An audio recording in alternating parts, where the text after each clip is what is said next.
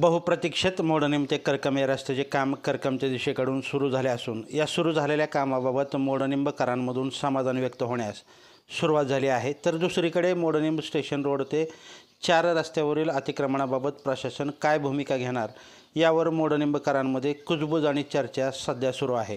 गेल्या अनेक वर्षापासून या रस्त्याची दुरावस्था झाल्याने खड्डे व धुळीतूनच या रस्त्यावरून शाळकरी मुलांना, वयोवृद्ध नागरिकांना आणि वाहनधारकांना यातून वाट काढत त्रास सहन करत मार्गस्थ व्हावे लागत होते।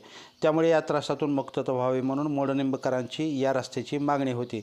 काल परवापासून या रस्त्याचे काम स्टँडपासून सुरू न होता करकमकडून मोडणीमच्या दिशेने सुरू झाले आहे।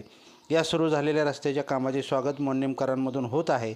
मात्र अतिक्रमणाबाबत काय अशी ही चर्चा आता सुरू झाली असून मोडणिंब ब्रिज ते वेताळ देवस्थानपर्यंत या रस्त्यावरील सर्व अतिक्रमण काढण्याबाबत मोडणिमकर आग्रही असून अतिक्रमण काढूनच या रस्त्याचे काम पूर्ण करावे अशी ही मागणी होत असून अतिक्रमणाबाबत अद्यापही प्रशासनाने कोणतेही पाऊल उचलले नसल्याने नागरिकातून याबाबत चर्चा सुरू झाली असून दोन्ही बाजूचे अतिक्रमणे काढण्यात यावीत अशी मागणी होत आहे। याबाबत प्रशासनाच्या भूमिकेकडे सर्वसामान्य नागरिकांचे लक्ष लागून राहिले आहे।